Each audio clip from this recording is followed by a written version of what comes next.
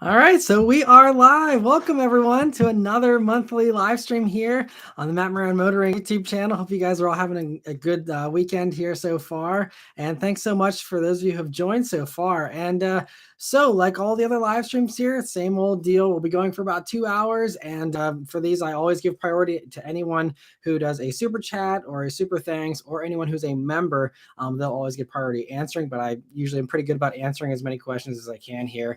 And so looking forward to hanging out with you guys. And I also want to mention that I am planning on the plan is to hopefully do these every Sunday at noon Eastern time here and do it on a weekly basis instead of a monthly basis. We'll see how long I can keep that up for and how consistent I can be, but that is what I'm hoping to do. So hopefully we can do a lot more of these because I do really enjoy them. And I was thinking back about man, I miss doing these. I want to do them more often. And so I think I'm going to try and actually do that. And YouTube's actually been pushing people to do more lives anyway, so it kind of works out. So I'm going to try and do these more often. But anyway, welcome to all of you who've joined so far here.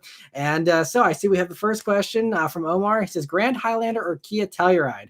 Omar, I appreciate you always joining on the live streams. As far as that question goes, I still have to wait till I drive the Grand Highlander. So it's going to be hard to say, from the spec sheet and from, sitting in the Grand Highlander, at least it seems like the Kia is still going to be the more plush option and, has the higher tech, with the bigger screens and stuff. But I think the Grand Highlander is also going to be a much stronger competitor than the current Highlander. And, we'll just have to see how it drives and all of that. But I think that the Grand Highlander is probably one of the closest competitors to the Kia Telluride and the Hyundai Palisade that we've seen so far. I think the Pilot kind of, is lacking some key features that I think the Grand Highlander is going to be offering. And so I'm excited for the Grand Highlander. I will be reviewing that vehicle here. I'm looking forward to doing that in a couple of months. So yeah, stay tuned for that. But anyway, thanks so much for joining, Dom, and for continuing to be a member. I really appreciate it. And thanks for hanging out here. So Trey Washington says, hey, Matt, would you consider getting an S650 Mustang? Sorry if the question was asked already. No worries, Trey. Yeah, so S650 to me doesn't have a lot of appeal just because I kind of like the more retro, old school kind of interior in the S550 Mustangs. The S650 is going to just the massive screens.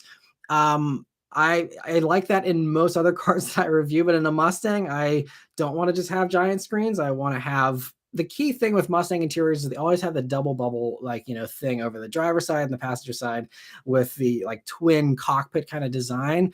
And there is no trace of that at all in the new Mustang. Even the Mach E kind of has a little homage to it.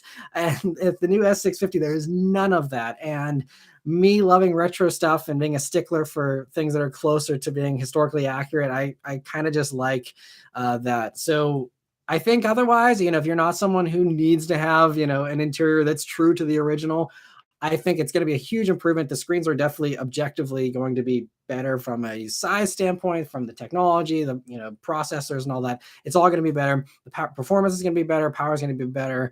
It should have some other improvements, hopefully with the chassis and stuff. So objectively, I think it's going to be better. And, I'm hoping to review one eventually, and I'm going to take my personal bias out of it, like I always do, and say, objectively, it probably will be better. I could be wrong. We'll see if they, do something to screw it up. But, I think it's going to be better for people who don't care about the little, quirks of the Mustang that I care about. So, but I have no interest in getting an S650. Even if they did a bullet version, probably wouldn't be swayed unless they did some drastic interior redesign to give it more of a historical tie to the past. That's really my big holdup. Because honestly, the styling, I wasn't in love with it whenever I first saw the exterior styling, but seeing it in person and after giving it some months to grow on me, I actually like the exterior styling. I don't have anything against it. It's just the interior that kills it for me. And so anyway, I see we got a bunch of other people that have joined here, and I see we have some other member questions. Carlos, thanks for joining. He says, hi, Matt, how's everything going? First last year I'm able to watch while not at work. Well, thanks for joining. I'm glad the timing worked out for you, and I appreciate you being a member as well, Carlos. Also, Raphael, thank you so much for joining and being a member. He said, I made it this time, even though I'm limping along with a half-working computer. I don't mind large screens. I hope that they don't even try to integrate them into the dash. Oh, I don't like that they don't even try to integrate them into the dash. Yeah, it's these stuck on iPads on the screens. It's not great. I mean, I'm also hypocritical because our Mach E essentially has a giant iPad for its, a whole control system on the interior there. But yeah, for the old school Mustang, I don't really want that high tech feel. So I think there's a lot of people that agree with me, but certainly that's a subjective thing, and everyone likes something different. But thanks so much for joining as well, Raphael. And I hope you can get a better computer soon. Sorry that it's not working great. That's never fun. It's so annoying when there's tech problems. Dom also says, what car did you say you would own if you did not have the Bullet? You had mentioned it in a recent live. So I would say before I had kids, it was the Supra, because I love the Supra, and that would be what I would have owned. But now, with our daughter, I want to have a vehicle that has a back seat. If it's my only fun car, I want to be able to take her along. So I got to have a back seat in my fun car. So honestly, I would just have a GR86 if I didn't have the Bullet, which I know is a massive downgrade in power and in price tag, but I don't care. It's just as much fun as the Bullet in most ways. I think I still like the Bullet a little bit better because of all the adjustability of the active exhaust that I can change at the flip of a switch. The Magnum suspension I can change at the flip of a switch. I wish, like Lexus did a version of the GR86 or something that had maybe all that higher tech stuff, even if it did make it a little bit heavier. That would probably be pretty close to a perfect car in a lot of ways. But GR86 is what I would totally go for if I didn't have the Bullet. And thank you so much for the question, Dom. And so Joan is asking, how's the Mach E holding up? It's holding up well. Like all the other cars that we've ever owned, we don't drive them very often. So the Mach E has been sitting in the garage, I think, since Tuesday, partially because of the press vehicles. That's what really keeps the miles off of everything else, because to do a good review, I got to drive the press cars as much as possible. But Beth doesn't really drive the press cars most of the time, so it's just whenever she goes out places, but she just didn't go out very much this week, and so it's been sitting since Tuesday. But it's doing great. I think it's got like 3,250 miles on it, so just barely over 3,000 miles, and it's doing really well. Thankfully, we've had no glitches, no weird stuff, aside from the minor little gripes that I mentioned in the, 5 things we don't like about our Mach E. Other than that, it's been great, thankfully. So knock on wood, hopefully it stays good, but happy so far. Carlos says, speaking of GR86, mine is supposed to arrive end of March, early April. I can't wait. That's awesome. Congrats, Carlos. I know you were mentioning getting a GR Corolla potentially as well. I don't know if you're still in line for one of those too, but GR86 is great purchase. I'm give you a round of applause for getting one. I wish that more people would buy them, because I think they're fantastic cars and still a little bit underrated. I think this new generation certainly is getting more credit than the first gen did, but I'm glad to see that hopefully you're excited and getting it. So that's awesome. And I see Jimmy's asking, I'm looking at picking up a used G80 M3 comp in the next year. What do you think? Unfortunately, I have not driven them. Obviously, I'm not in love with the front styling like most people. But aside from that, I think the G80 is the newest one, if I'm correct. I'm a little rusty with my BMW code names, but I haven't driven the brand new M3s, unfortunately. So I have no clue. I haven't even driven the new 3 Series still, or what will soon be the old 3 Series in a year or two. Haven't driven those yet. BMW does not send me press cars, doesn't invite me on press trips or anything. So that is one void that I certainly have in my coverage of reviews, is not as many BMWs as I would like to have. So I can't give much opinion on that. I have driven the previous generation, M3s, and they're fantastic, fun, awesome cars for sure. And hopefully you can find a good deal on one. Hopefully the used market's getting better for those, and you'll be able to get a good deal. Orion says, my 2023 Mustang GT is coming this spring. I'm excited plus nervous. Never drove a car with that much power. Well, the main thing is just keep all the nannies on, keep the traction control, stability control on until you got a handle on it, and then just, go into a deserted parking lot and, find the limits and figure out, or better yet, take it to, if you have any kind of high performance driving instruction or high performance, track days that you can go to really, find the limits at higher speeds too, just so you kind of have a little bit of a better idea of how it reacts. But they're great cars, and I'd say they're pretty forgiving as well. Not as forgiving as like a GR86 or something, but they're fun cars. And as long as you respect the power, it's not something to be too nervous about. So hopefully you enjoy it. Congrats on the incoming order. That's awesome, and hopefully you love it. I love mine. Obviously I'm a little bit biased, but on my 4th Mustang and had the Bullet for almost 5 years now, they're absolutely just awesome. Carlos says, thanks, Matt. I'm still on the wait list for the GR Corolla, but I'm about 2 to 3 years out for one. Man, that's crazy. Figured I'd get an 86 and wait for the Corolla. That makes sense. If I can't get one, then I'll still have the 86 in my fun daily. It sounds like a great plan. And that way you're not like, pulling your hair out waiting for a GR Corolla in the meantime, because you'll still be having fun in the 86. So that's a great idea. And I really hope, I mentioned in the weekly update last week about how they're increasing GR Corolla production. I really hope that they find some way to increase it in a meaningful manner, and it's not just, a handful more. Because there's definitely, my brother-in-law works at a Toyota dealer as a salesman, and they have, I can't remember, they quit taking waitlist people because they're like, we don't even know how many years they're going to build this thing for, and they're getting like, maybe 2 a year, I think.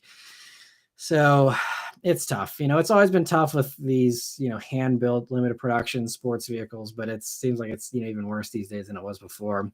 The 1KS says, good afternoon, Matt. What are your immediate thoughts on the new Subaru CEO's recent statements about some changes at the company? A Reddit thread on our cars said that they should just make an electric Baja. Yeah. So I'm trying to think of the exact comments of Subaru CEO. I did talk about a few weeks ago in a weekly update about how Subaru is saying that they wanted to have multiple hybrids and multiple electric vehicles by 2025, I believe was thing. So if that's the same thing you're mentioning, it's just them trying to scramble to keep up with, the competition and what everyone else is doing. I think, that also might be in jeopardy already because, just this past week, Toyota's CEO and, the report by Automotive News insider anonymous sources were claiming that Toyota's really, they were blown away whenever they disassembled a new Tesla Model Y under the new GigaPress manufacturing process. And they were like mind blown about like how good it was. And I think they were going back to the drawing board and even just pausing development of a bunch of their other future electric stuff until they like make a dedicated platform that isn't adapted from a gas vehicle and, really do something from the ground up that is 100% electric, focused. And so that could actually put things behind as far as when they actually introduce some electric stuff. And with Subaru having that partnership and being dependent on Toyota for some of that stuff, that may mean we'll be waiting longer for more, Subaru stuff as well. I don't know. I think in the short term, there's talk of them using the hybridized components from Toyota for like a Forester potentially and stuff like that. But then like with the new Crosstrek, they got rid of the plug-in hybrid they had in the previous generation. And they're saying they're not offering any kind of plug-in hybrid for the Crosstrek, which is now officially their most popular vehicle. So I don't know. Subaru is an interesting brand, from a like PR standpoint and stuff, because they're super into like the national parks and all these things, but then from their green perception, they're one of the furthest behind as far as what they offer from a hybrid and electric standpoint, and even as far as fuel economy goes. None of their stuff even really gets good fuel economy, honestly. So it's kind of an interesting predicament that they have themselves in there, but it doesn't seem to be hurting sales or their brand perception, interestingly. But as far as electric Baja, that would be cool. Any kind of hybrid Baja or anything would be sweet too. I think the Baja, especially whenever the Ascent came out, I was expecting a Baja to just, be maybe like an Ascent with, the back end hacked off of it, kind of like what Hyundai did with the Santa Cruz. It made sense. It's a quick, easy competitor to the Maverick. And it wouldn't take a ton of engineering might to do that, or go back like the old Baja and just take the Outback and hack the back end off of that. It wasn't a huge success back then, which is I think why Subaru's a little probably hesitant, but clearly they got to see that they were just 15 years ahead of the trend. And these days the Maverick is like essentially roughly the same size as a Baja. Obviously it has a little bit of a bigger bed, a little bit more trucky than a Baja, but I think Subaru had the right idea. Just again, their crystal ball was seeing a little too far into the future with their timing of that one. But yeah, I wish Subaru all the best, but they make some real head scratching decisions currently, in my opinion. And I actually got to speak with their product planner back on the BRZ launch event. I had dinner with him and spoke with him at length. He's a super nice guy. And obviously some of these decisions come from other places and there's pressure from various other things. It's still sketchy with the way they canceled the STI and stuff, because I don't think that Subaru North America saw that coming, honestly. But so, there's always more to the stories, but, I know that the people that are at Subaru North America, at least, they're super nice, super smart, and I have total confidence in them. It's just, unfortunately, it hasn't materialized into some common sense things that I think would be easy money printers for them. So yeah, I could rant about Subaru for a while, but it's kind of a bummer how they went from being a really cool niche company with awesome products to still having awesome stuff with the WRX and the BRZ. Certainly not trying to rain on their parade currently. They have some great stuff, more than a lot of other companies, but I just feel like they could still do better. But maybe that's the old Subaru WRX fan in me coming out a little bit and wanting them just be crazier. And I'm just sad the STI still isn't around though. That made no sense to me. Anyway, we'll move on from the Subaru thing.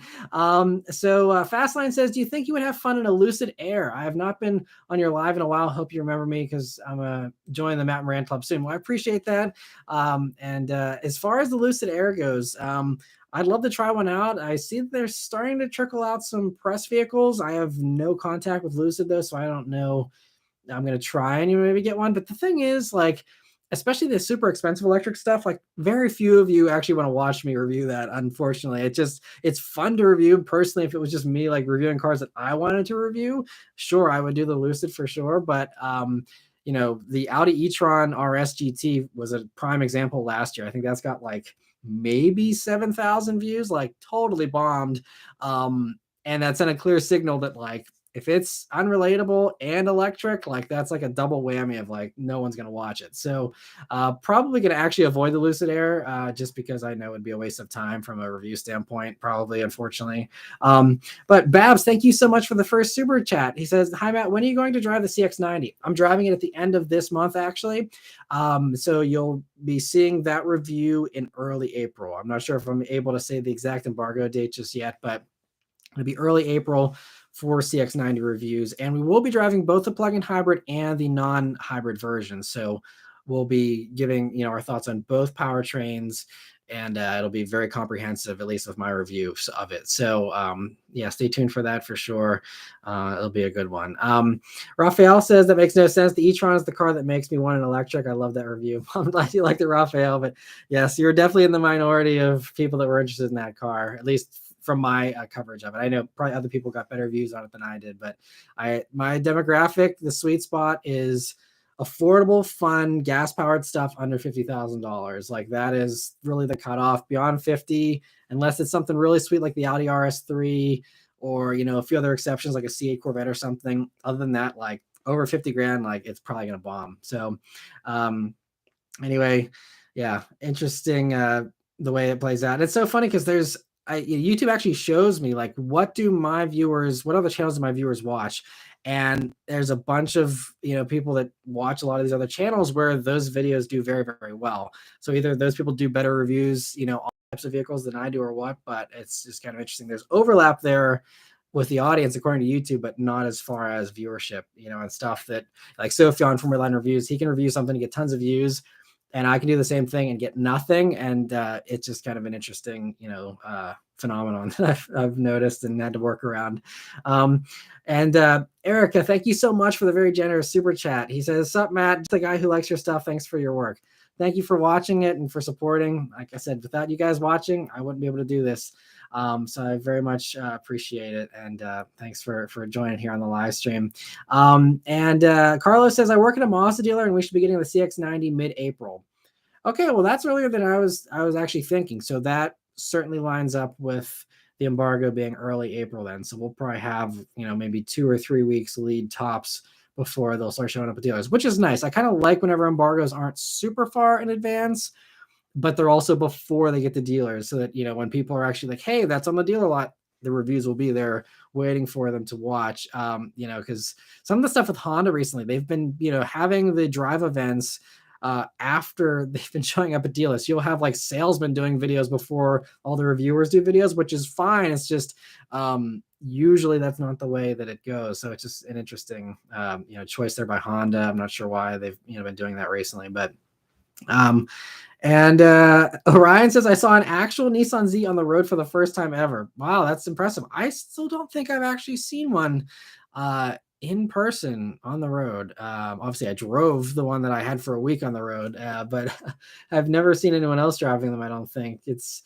And I think someone actually commented about this in the weekly update just a couple of days ago, that I think, honestly, the Z, as of right now, they're either sitting on showroom floors because they're marked up like crazy, or the people that are buying them are willing to pay the markups or are super high on those Nissan lists.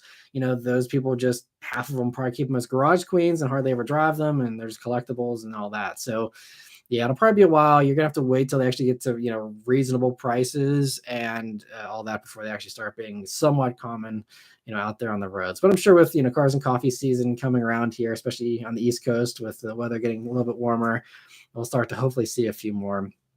Franco says, what are your thoughts on Tesla's announcement regarding production cost reductions of 50% on next generation models?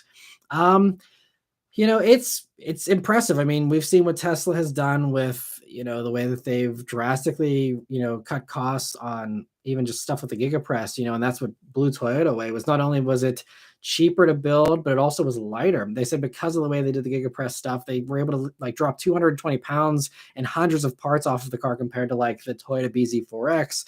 And, and so it's impressive whenever Toyota, which is, basically the largest automotive giant in the world, whenever they're like, whoa, we've been one-upped badly. It's impressive. So, I mean, I certainly am not a Tesla fanboy, but I also have to give credit where credit is due. And it's very impressive what they've managed to pull off. And, as far as I didn't watch all the stuff as far as their new, announcements, I saw they were going to get rid of the rare minerals in their next motors and stuff, which is great news as well. I just saw they didn't say anything about any kind of new, model, which is kind of the big disappointment. But, dropping the costs is great. Hopefully that actually paves the way for a truly affordable, little Tesla that can compete with all the coming Chevy electric stuff that's going to be under $30,000. And the stuff they already have under 30, like the Bolt EV I just reviewed this week. I think there's obviously a very strong need for actual affordable electric vehicles. And, I'm hoping that Tesla can find a way to really do that and do it well. So yeah, I'm excited. We'll see. Like anything from Tesla, I'm not holding my breath, and I'm certainly not expecting it anytime soon, but it'll be great whenever that stuff does arrive. And Greg Kramer says, I've seen the BMW i4, Lyriq, and Lexus RX all in the last week or so. They look great. Yeah, I've actually seen quite a few RXs already. Actually, one of the people in our neighborhood even bought one already, and haven't seen a Lyriq on the road. I did actually see an i4 just yesterday. So little by little, they're starting to pop up. But yeah, the Lyriq does stand out. I'm still waiting to review a Lyriq. I decided to wait until the all-wheel drive version is available to review that, because I feel like, obviously the rear-wheel drive version works if you're in, Florida, Texas, or California. But aside from that, I feel like the all-wheel drive one has more appeal. And that, again, is an expensive-ish, electric car, probably an uphill battle as far as, views go for me. So I was like, I'm going to just hold off on the rear-wheel drive one, wait for the all-wheel drive one, try and, maximize the amount of appeal there for that before I pulled the trigger and reviewed one of those. But I will be hopefully reviewing a Lyriq. They keep waiting for the all-wheel drive version to show up in the press fleet, but I'm going to hopefully be doing that here sometime this year. And Ace of Spades says, anyone else excited to see the release of the Mazda CX70? Seems like a good alternative to the GV70 and RDX. Yeah, the CX70 is going to be great. I'm probably guessing it's going to be basically this CX60 overseas, just maybe a little bit wider or something, but basically I'm guessing it'll be CX60, and I'm sure it'll be great. If the CX90 is anything to go off of, it'll be, very impressive. And if the pricing is, again, even lower than the CX90, that'll be great. And yeah, I think it'll be a really nice competitor. CX70 though, because of the size, it might be closer to a GV80 competitor and an MDX competitor. Even though, because I don't think CX70 is going to be compact, and GV70 and RDX are still technically compact luxury crossover. I think it's going to be a little bigger than that. I think compact crossover from Mazda is CX50 as far as, what's competing, which is also a CX50 still definitely holds its own, especially against the RDX. GV70 definitely has a layer up as far as, niceties and luxuries go, but Mazda's doing some great stuff. They're a fantastic brand, really solid products, and great values still. Raphael says, I had a chance to drive my friend's Model S. I enjoyed it. I don't just like the feel of a Tesla. I'm just not fond of the interior or the exterior looks, but they drive fine. Yeah, I mean, I had a weekend with the Model S, the P100D a few years ago that I did a video on, and then I did the Model 3. They're great driving vehicles. I know, whenever we were shopping with the Mach E, the deal breakers for us were the fact there was no smartphone integration, there's no Apple CarPlay or Android Auto, and there's no gauge cluster. I like having a gauge cluster. I don't want to have some random little speed readout way over on the right-hand side. I know people say they get used to it, and it's not a big deal. Call me a traditionalist, old-fashioned, whatever. I like having a gauge pod in front of me. And so those two things, no matter how good it drove, and it was also a little bit more expensive last summer whenever we were shopping. Now they've kind of corrected the prices a little bit, but back then it was also just like, we didn't appreciate the extra range. We don't really care about the faster charging because we do maybe one road trip a year tops, so it just didn't have much appeal to us. But yeah, again, I give credit where credit's due. They're pretty impressive cars in a lot of ways. And other questions here. I see the 1K says, what is the next Lego Technic car you would like to build? Does Mrs. Maran like Legos at all? She really enjoyed whenever we did the Bugatti back there for the Lego collaboration we did a few years back. We had a lot of fun putting that together. We did the Land Rover Defender as well, and some smaller stuff, but they're a ton of fun. And I still have the James Bond DB5 Aston Martin waiting for me to build, but I don't have any free time to do that, especially, being a dad now keeps me busy, and I just want to spend as much time with her. And she's too small to, have these small parts laying around that she could put in her mouth and stuff. So once she's older, I'm hoping we can build that together or something, but it's going to be a while. But every time I walk even through Target and I see the Mustang on the end cap, or, the Back to the Future DeLorean, those are some of the ones I'd love to build someday. But my life is so busy right now that is a hilarious idea to even consider being able to sit down and build these, extensive Lego cars for, hours and hours on end. I would love to be in a position to do that someday, but my life is just far too busy for that to even be realistic. Unfortunately, I'm very jealous of people that have that kind of time and are bored. One of the things non-car related, but I love the Titanic, and I've always been fascinated about that ever since I was a kid. And Lego came out with the massive Titanic kit that I don't know, it's $750 or something, and it's probably the size of a Miata, but it's enormous. And even that, that's a retirement thing. Maybe I'll do that in 50 years.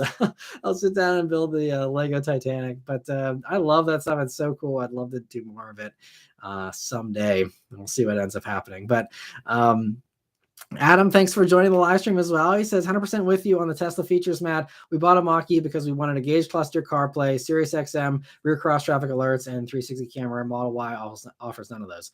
Yeah, and honestly, yeah, Sirius is another thing I forgot about. Beth loves Sirius, especially, and I really enjoyed it as well. But that was another thing. Yeah, you don't get that in the Tesla.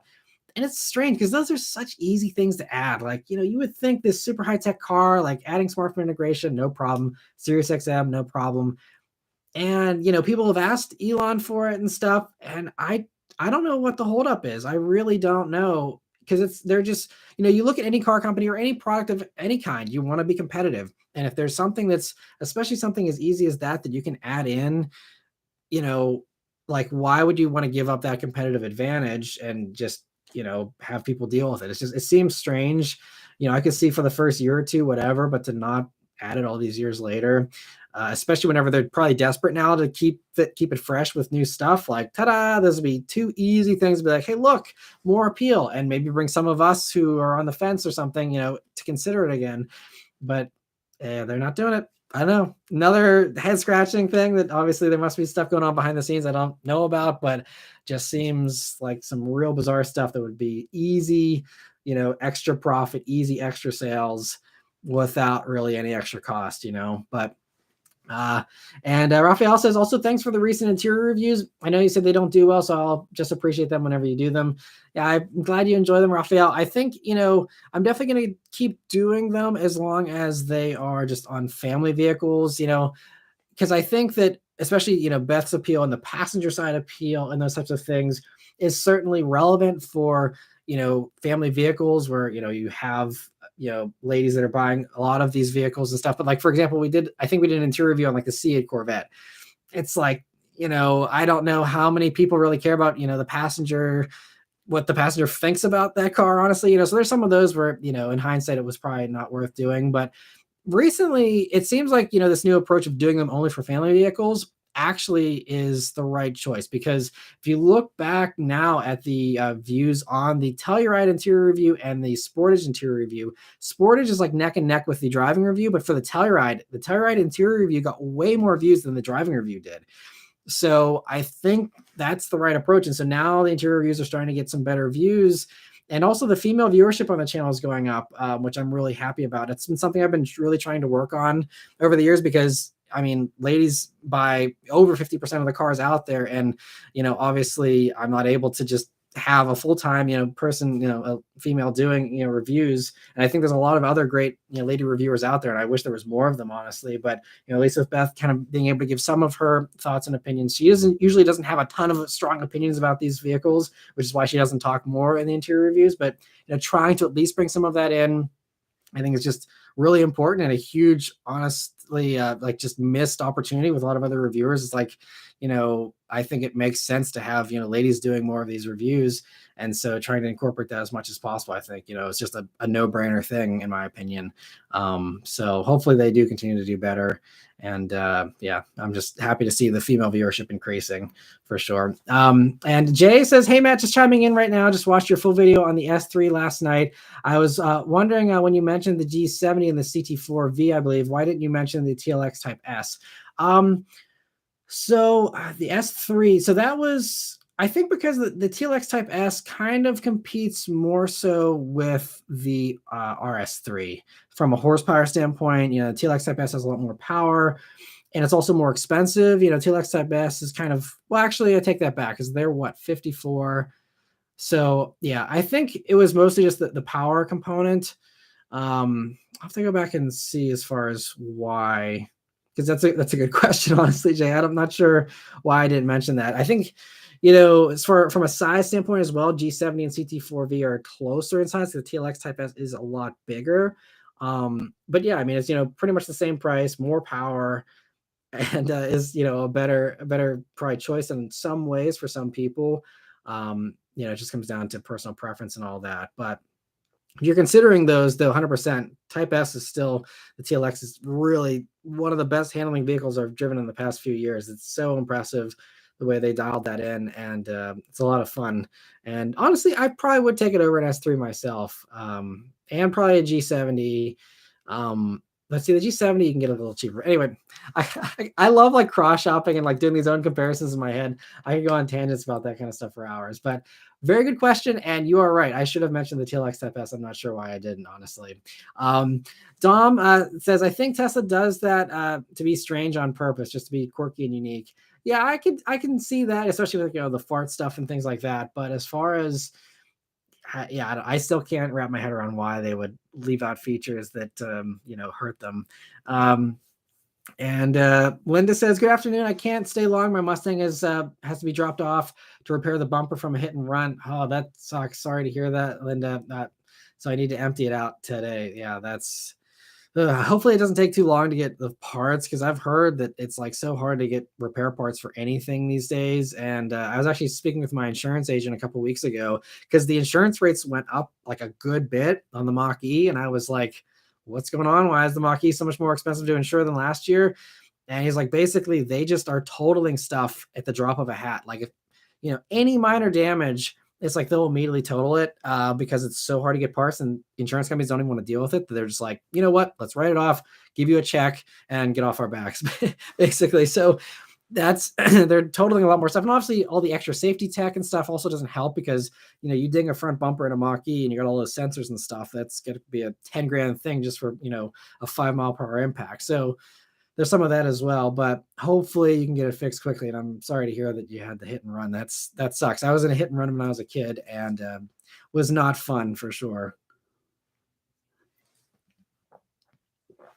And Jay says, no problem. I know Acura enthusiasts hold on to that reliability concept record that Acura has. Just more money for about the same price range, and 55 grand. Just wondering. Thanks for the input. Yeah, thanks for the question. I mean, yeah, I often, forget stuff. I'm certainly not perfect with, my comparisons and the things I, review all the time. But that's why the feedback is so valuable and so important, because it helps me to be better, helps the videos to be better, and helps everyone have better information. So it's just a win all around. And Gustavo says, if you had 30 grand to spend on a used car, what would you consider a reliable rear-wheel drive, preferably V8 sedan? Well, saying that, the first thing that jumps into my head would be a Chevy SS sedan. I don't know if these have gotten under 30. They might have started appreciating already because they're so rare. But like Greg's suggesting, yeah, Charger's basically it. If you want a V8 especially. And Chargers are pretty reliable. I mean, they've kind of adopted the Toyota approach mechanically, at least, where they're old engines, proven technology, proven mechanicals. All the bugs have been worked out over the past 10 years. There's very little, new things that go wrong on Chargers because they're just old, and that's good from a reliability standpoint. So, yeah, I'd say go for a Charger if, Chevy SS, Chevy, those handle better for sure. You can get them in a manual. And they're also flying under the radar more. So yeah, and Andrew's also suggesting that as well for the SS there. So automatic Chevy SS used to be 30 grand because enthusiasts wanted the manuals, the 1K says. So thanks for the input. I'm glad someone had the number there. So there you go. Maybe if you're open to an automatic one, you can get that. They're fantastic. I did the automatic and the manual several years ago when those were new. I love the SS to death, and it's a really, really fun car. But Chargers are obviously hilarious fun as well. So you can't go wrong with either one of those. It's unfortunate there aren't more than those two options, but that's basically it. If you want something relatively new, obviously you go back to older stuff, you got more options. But yeah, those are definitely the top two. And Jay says, I think you and me are still waiting on the R35 to drop, Matt. Still, probably the only thing I'd be willing to trade in my 2019 Type R for. The R35, if you trying to think of, for the pricing, gotcha. Sorry, it took me a second to process that. Yeah, for the used values to drop on R35s, who knows when that'll happen? But yeah, that's still the ultimate all weather, winter kind of daily driver for me someday. If I needed something with all-wheel drive to take the Bullet's place, yeah, R35 GTR would still be a top pick. I love those things so much. I think it's the JDM fan in me still. Dom says, why don't more car makers stick with Toyota Dodge model of the older reliable stuff? Why spend so much to develop newer, less reliable motors? I'd say primarily emissions. That's the main reason. It's always about trying to extract more horsepower and more fuel economy out of the same displacement. Just get more out of a drop of gas. And so that's the main reason why, they do that. And also, I believe, I just think that most people expect, advancements. They expect more horsepower, especially, with the horsepower wars getting kicked up, back in the late 2000s here. That really, gave that drive for the muscle car and the sports car stuff, but also as far as even just regular, ordinary stuff, it's another spec that you can one up the competition. You have the Kia Sportage has 186 horsepower, but the Toyota RAV4 has 201 horsepower, and so a larger number is therefore better. And so it kind of just, that natural progression as well. But I think it really just comes out of fuel economy too. And that's also another area you have to not only just have, the government mandates of having better fuel economy, but also people just want to spend less on gas. So that's another reason why as well. And I think engineers have done a really good job of, doing new engines that also can be really reliable and really impressive. And one actual example of this I saw just a few days ago. So on Facebook, I follow a page called Mileage Impossible, I think is what it's called. And it's fascinating if you're into high mileage vehicles and what actually goes high miles and what doesn't. Someone on there posted the other day, they had I don't know what model year, but it was a 2015 or greater WRX, the previous generation now WRX, that they hit 350,000 miles, and they said they were on the original engine, original transmission, original basically everything, just obviously, heavily maintained, but 350,000 miles. And I mean, with an EJ, you wouldn't dream about 350,000 miles. I mean, if you had a 350,000 mile WRX before 2015, I mean, you were like, okay, I see on the second or third motor at this point, but definitely not on the original motor typically. And, so I think that's, another reason why it's just, you can have new stuff. And I mean, that new WRX motor does such better fuel economy than the old ones did, and more power, and, still super solid and reliable. So it doesn't have to be a mutually exclusive thing, I don't think. But, I think it's just, it's one of those trade-offs, like Toyota is kind of built their whole reputation on the super reliable thing. And so I think they're just leaning into that. And, but then you have Honda on the other side that has done, something different and kind of going for the more high tech stuff as well. But anyway, I see Jeremy Wang has just gifted 5 Matt Maran Motoring memberships. Thank you so much for doing that, Jeremy. That's very generous of you. I see we got 5 people that grabbed them right away. So that was very, very kind of you, Jeremy. Thank you so much for doing that. And I hope that the 5 of you that grabbed those, I hope you enjoyed the membership experience here. I'm going to be posting my schedule for what I'll be posting here for the next 2 months. Actually, probably tomorrow I'll be giving you a sneak peek so you'll be able to see what all is coming down the road here.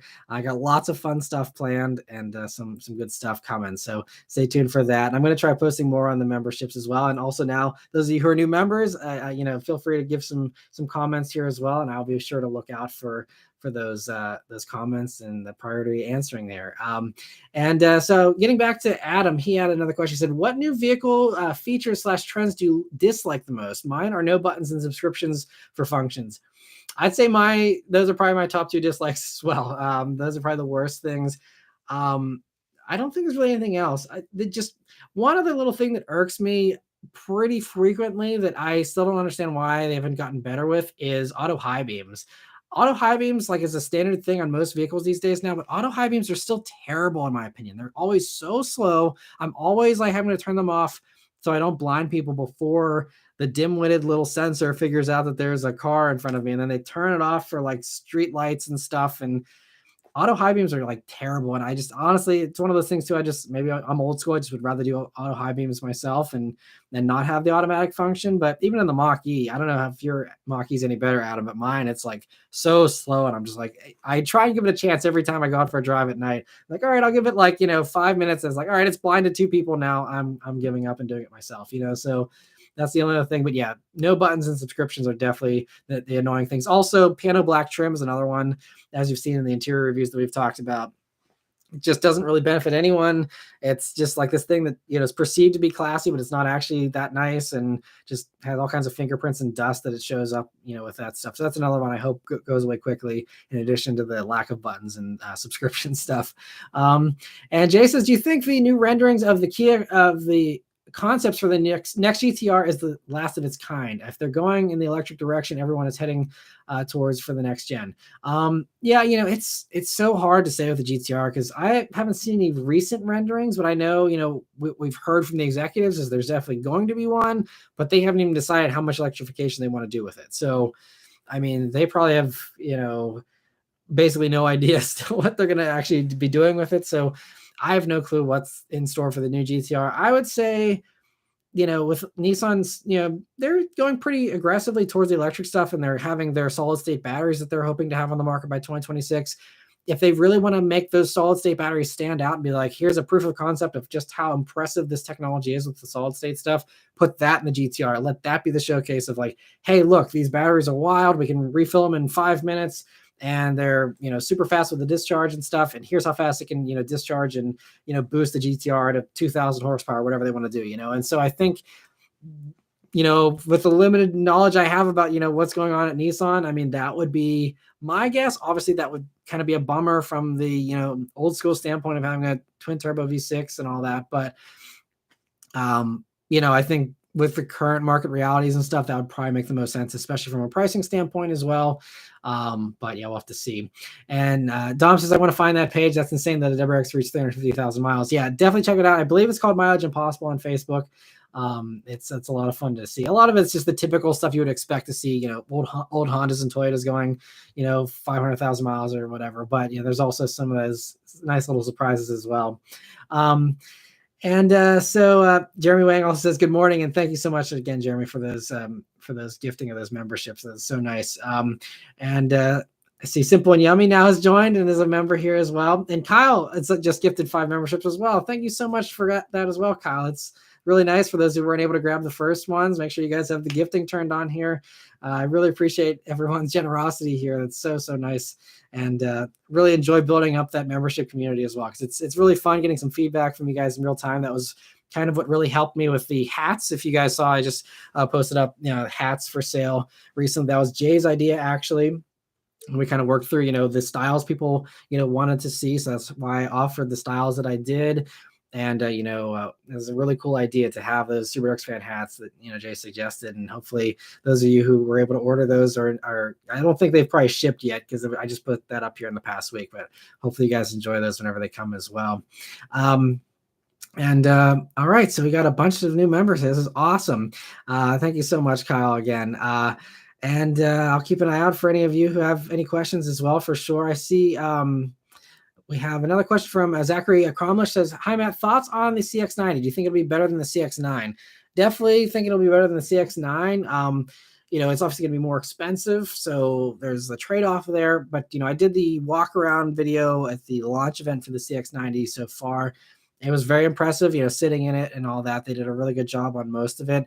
Not perfect in my opinion, but still really, really good. And I'm excited to drive it here at the end of this month, and the video will be going live here early in April. So stay tuned for that. See some other questions here. Maiko says, hey, Matt, I'm curious, what do you think is the realistic price point where you'd say the new BRZ 86 is no longer worth it, be it a marked up new one or a used one holding its value too much?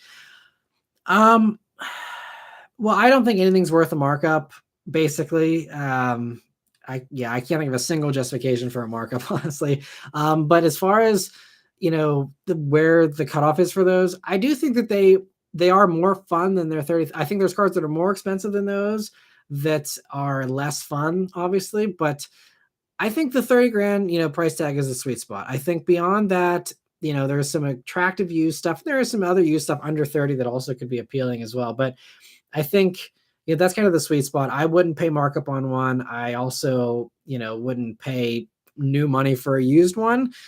But I certainly think, though, that it is a huge improvement over the old generation. So if you're kind of considering maybe getting an older used, previous generation one, I would try to get the new one because I think it is so much better in so many ways I think it's worth paying the premium for the newer generation over the old generation for sure, if your budget allows. But hopefully, there's some deals to be had at some point. And they'll be able to hopefully not be marked up too much this year. We'll have to see.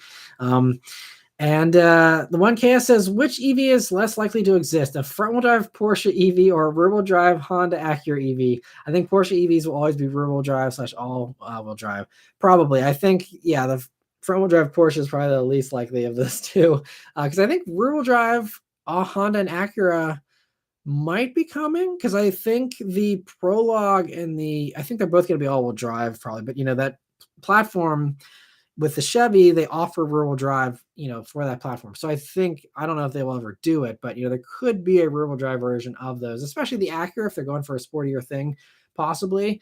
But I think both are probably pretty unlikely. Simple and Yummy, thank you so much again for now being a member as well, and for the question. He says, do you like diesel engines? I really wish Volkswagen would make some more TDI engines in America. Yeah, that's speaking of very unlikely things to exist. Yeah, it seems like diesel is definitely on its way out, which is unfortunate because they do get such good fuel economy. They're awesome road trip vehicles. I love diesel engines. I think they're great. Obviously, they're not the most exciting to drive from a revving standpoint or even from a power standpoint necessarily most of the time, but they're really solid. And I think it's tough to do better than a diesel vehicle that's super efficient whenever you're on a long road trip. And I think I can't remember which vehicle was the highest that I've seen out there, but I mean, there's some that almost like 1,000 miles, on a tank of diesel. It's crazy. And Jeremy says, hi, Matt, have you heard anything about the next gen Miata recently? Not since I talked about it in the weekly update, a couple of months ago. So that's another one where I think there's still internal debates about what do they do with it. Do they make it some type of electric thing? Do they make it, plug-in hybrid? Do they do very, very mild hybridization? I think, it seems like the consensus is that the next generation will probably be very mild hybrid. They'll kind of try and keep it old school as long as possible. And maybe for the, like NF generation, they'll maybe have that be electric. But I think for the NEs, they will be, probably still like a mild hybrid 48 volt thing, like what you're seeing on the CX90, and just have that combined with probably the same kind of setup that you have currently with Miata, and just kind of have some small little high revving engine, and that's it, which is the way it should be, in my opinion. I think that'd be, great. So we'll see, but I think that's still a few years off as well. And Jay's asking, are you going to have a GR Corolla for a week in your hometown? I saw Sufjan was able to get one for a week. He seemed very excited to have one for a week. I'm not sure if he said that he had it for a week. I know a lot of his reviews usually are a week if they're press vehicles. The situation with the GR Corolla, here's a little bit of the inside scoop. So GR Corolla, they did, apparently there was only like 4 in the entire country as far as press fleet vehicles goes. There was like, I think it was 4. There was like 1 on the West Coast, 1 on the East Coast, or 1 that was for the entire Eastern US, like also including Florida, all the way up like that. There was 1 for that region, 1 for the Midwest, and then it was 2 for the West Coast, I believe is the situation. That was it. And so that East Coast one ended up, making its way up to my fleet. And they basically, the choice was you could get that GR Corolla that Sufjan had for, I believe, is a 3 to 4 day loan. There were shorter loans, and that's still a pre-production one. So that was probably just one of the same ones that we drove on the launch event, last summer. So it was either you get that, now, and I could have had that back, around the time Sufjan had it, or I could wait and get one for an entire week, and it was a production model, so not pre-production. And so I elected to go for that and wait and see, because I already have the coverage on the GR Corolla. I did the review. Obviously, I've not driven it on normal streets, so I'm certainly eager to do another video on it and test it out in real world conditions and stuff. But I personally would rather wait to have it for an entire week and have a actual production quality model, because I was a little unhappy with the grind in the transmission. It wasn't as polished as I was hoping it would be, and certainly is not as polished as the new Type R gearbox. So that's really my one little holdup with the GR Corolla. And so I'm hoping that the production version is better, and I want to, test that out for myself. So to me, it was worth waiting to see. So I'm not sure exactly when I will be getting it. The press fleet manager said, it should be sometime here in the next few months. It could be summer. I'm also not at the top of the totem pole. So, that also may make its round to Sufjan and a few others first before it gets to me.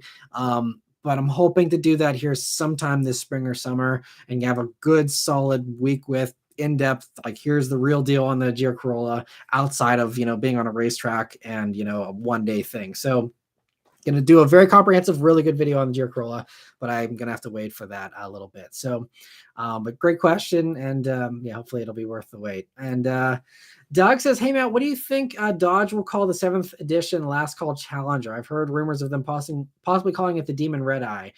Yeah, and, with the teaser, it looked like, the Jekyll and Hyde thing had yellow eyes. So, I saw online things, some people were thinking it's going to be called the Yellow Eye or Golden Eye, something like that. Possibly there might be some issues with the Golden Eye name from a copyright standpoint. I'm sure the James Bond owners wouldn't be happy about that possibly, but it might be something along those lines just based on that. But I'm not sure what they'll end up calling it, but it'll be exciting to see in a few weeks here. I don't have any info on it, unfortunately. I haven't had any early looks or previews or gotten any information or anything, so I'm just as in the dark as everyone else. But I'm excited to see what they do with that for sure.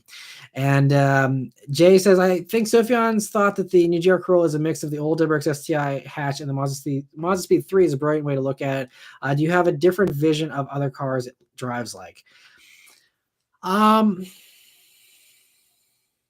Honestly, I would say that it is probably the closer spiritual successor to the WRX STI, because that doesn't have a perfect gearbox either, and that's the STI gearbox isn't bad, and it grinded less. I don't think I've ever actually driven it or grinded an STI gearbox like I did with the GR Corolla.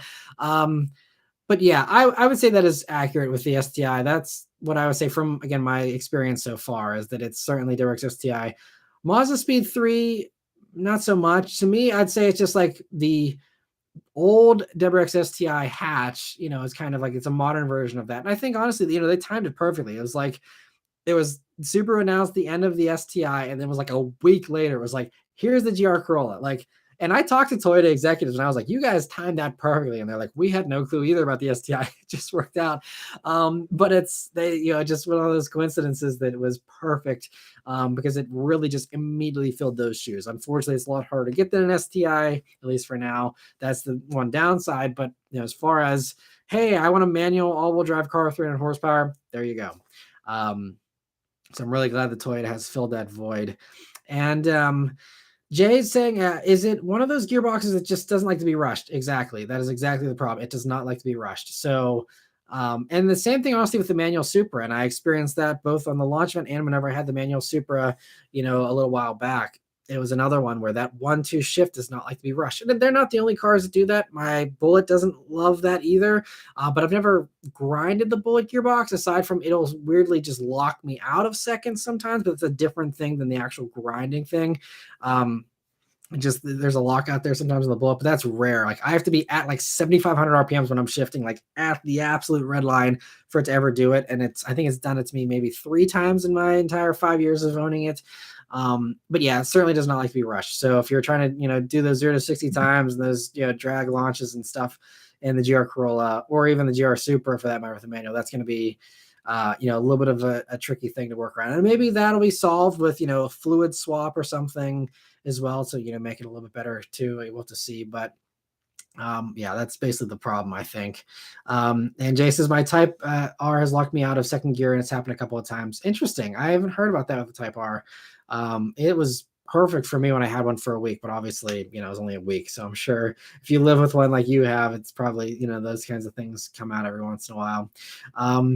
And also I saw someone's asking, Elijah's asking about the Dodge Hornet, my thoughts on that. And funny enough, I actually will be reviewing the Dodge Hornet this week. I'll be going on the launch event this week for the Hornets. We'll be driving both the regular and the plug-in hybrid versions. And yeah, so that video will be going live later this month. And so I'm curious to try out the Hornet. I'm just glad Dodge is finally having another offering out there aside from the Charger and the Challenger and the Durango. So yeah, I'm looking forward to the Hornet. I think it could also be a really solid little value for that, $30,000 one, having all the horsepower that it has. Be a really fun alternative to the usual subcompact crossovers. And so I'm looking forward to driving that. And other questions here. AGM20 says, Matt, what car would you recommend as a better all-around daily driver, Mustang GT or Charger Scat Pack? Well, I guess it depends on how much you're going to use a back seat. Obviously, if you're going to have people sitting behind you, Charger obviously is the better choice. Aside from that, it depends on your type of daily driving, I think. So, and what kind of roads you're on and stuff like that. I would say that the Charger might be a slightly better long distance vehicle. I think it's a little more comfortable maybe for long distances than the Mustang. But I've lived with the Mustang, as my daily driver. I mean, it hasn't, since I've had press vehicles, it hasn't been a true daily driver with any of them. But, living with them for now, almost, well, it's been 9 years, over 9 years I've lived with, this S550 Mustang generation. They're awesome daily drivers, super comfortable, super fun, still handle great. And I think if you appreciate better handling, the Mustang certainly is going to have a better handling feel than the Charger Scat Pack, even the wide bodies, in my opinion. And they just put the power down better than the Chargers as well. So that also comes down to, do you want to have more wheel spin? You go for the Charger. If you want to do burnouts everywhere you go, and they have a super sensitive throttle, which is also a little tricky to be smooth with sometimes in traffic if you're not trying to race around everywhere you go.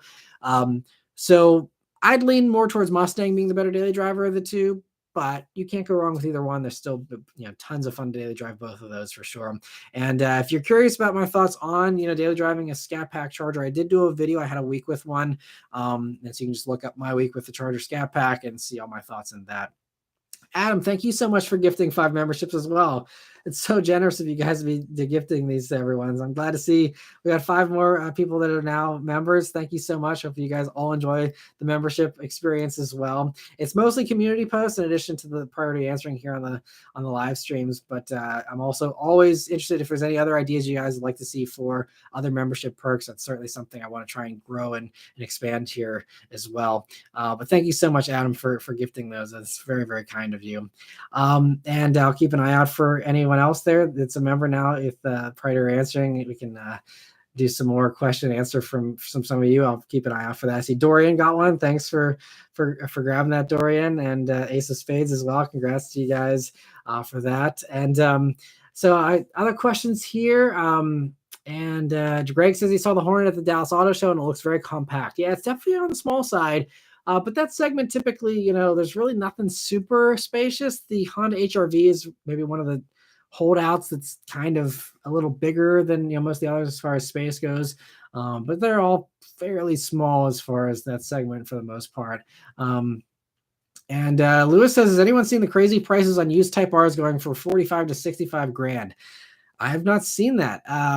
Are we talking the new ones that are just like lightly used, or are we talking the FK8s? Because if they're 45 to 65, FK8s are great, but I would definitely take the brand new one for 45 over a used one. Personally, I mean, I know some people don't love the styling of the new one, but yeah, that's crazy if that's true. I don't know where those prices are coming from, but I guess someone's paying them. Otherwise, they wouldn't be asking it, I guess. So, Carlos says, Matt, have you ever thought about doing more vlogs for just channel members? That's a good idea. I could certainly do that. The thing, like I was kind of mentioning with the Lego stuff, since I am so jam-packed and maxed out, trying to do things that don't take up a ton of extra time is really the key thing. Cause I got to make sure I take care of the larger channel as a whole as well. And, really my focus still is currently just trying to improve the views on the channel, because it is continuing to drop. Subscriber growth is continuing to drop. And so, that's my main focus, is just trying to get more videos out for everyone.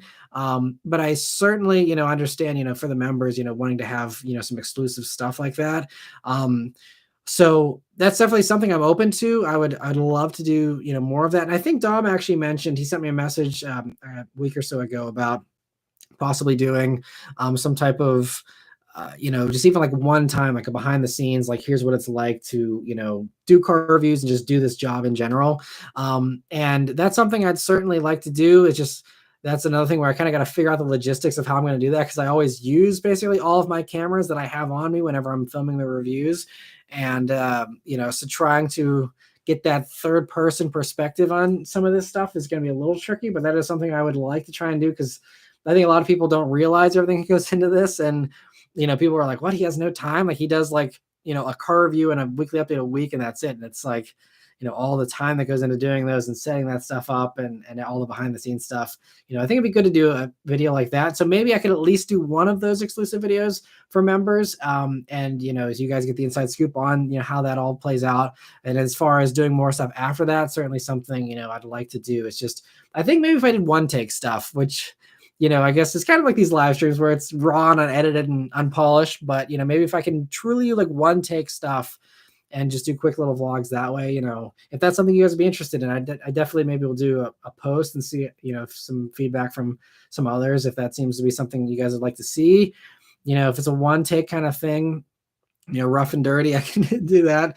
And that doesn't take up too much extra time while still, being able to do some exclusive stuff. Cause I do certainly want to add some value for those of you who are members for sure. So I'll definitely look for some follow-up here in the comments as well. But thank you for the suggestion, Carlos. And Dom says, thank you to all my fellow members for being so generous. Matt, are you considering adding more badges with all the new members? I could add more badges. I know someone else mentioned, I think it was Adam last time possibly, about doing some new member badges beyond the I think it's the 6-month mark is when it goes back to the standard badge.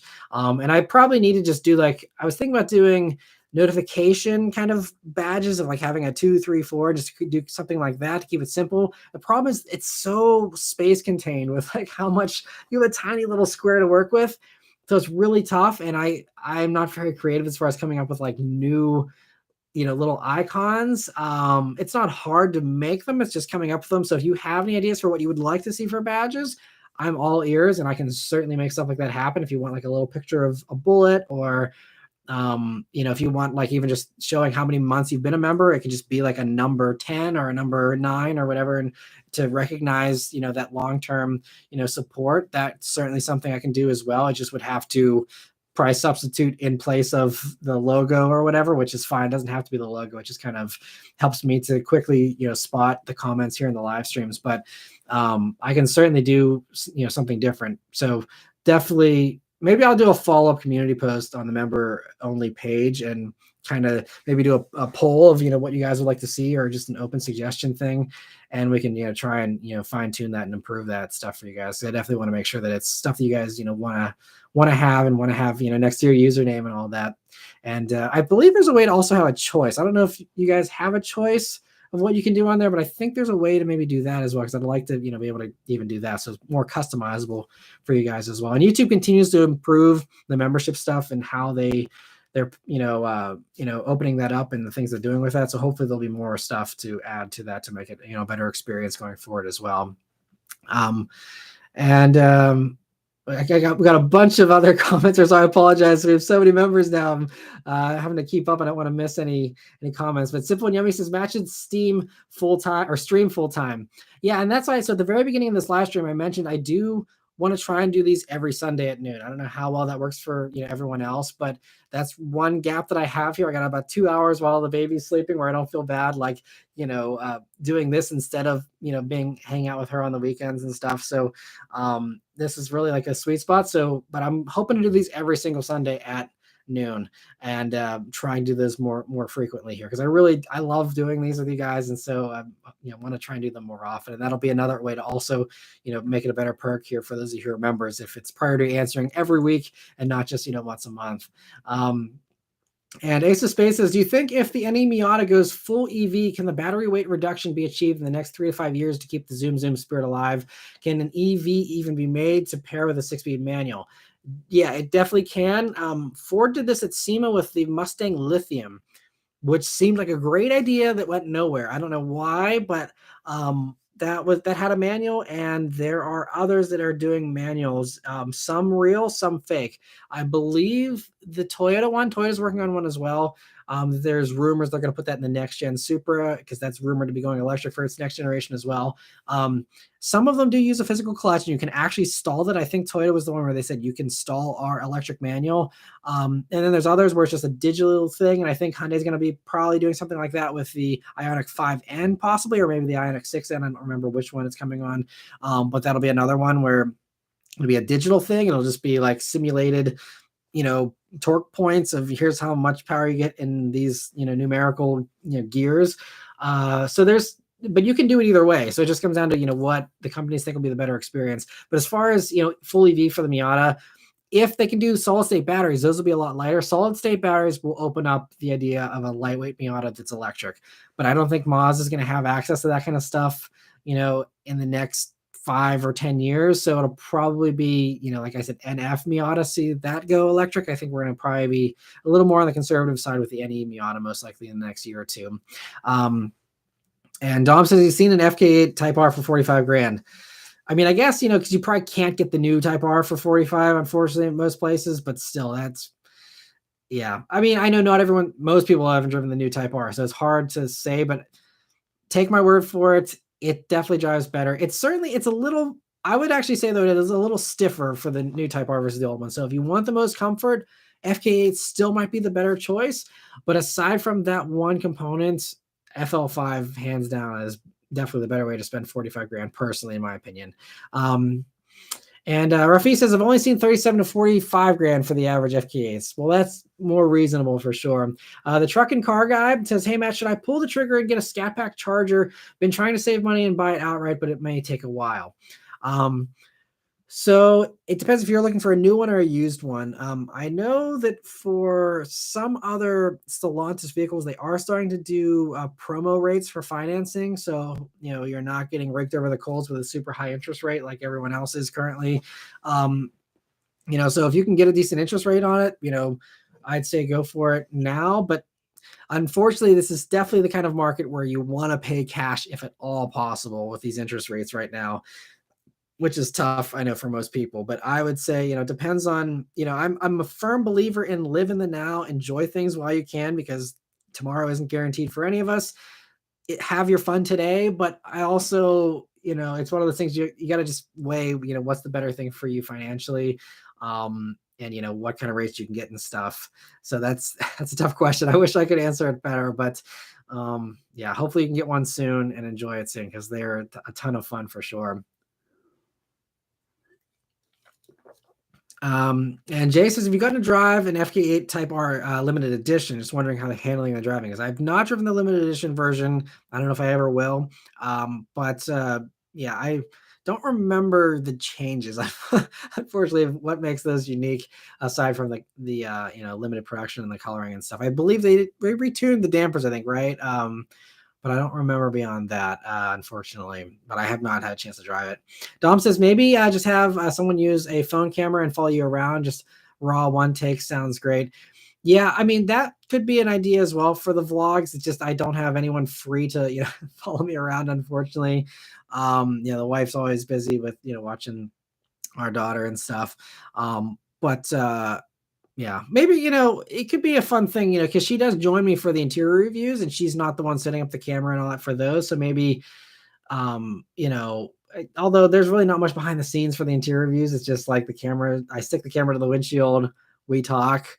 We probably screw up what we're saying a few times. So we do a few takes of a few of the things, and that's really the end of it. But I think I'm just going to try and do a one take thing at some point and just kind of post that as a member exclusive thing. And that way I don't feel quite as bad if it's not super polished. If it's, those of you who are, big fans, it'll probably, be a little bit okay if it's not, perfect, and hopefully, something like that'll be good. Andrew says, what actions can we take beyond liking to help drive main channel algorithm? Save them all to favorites, click share.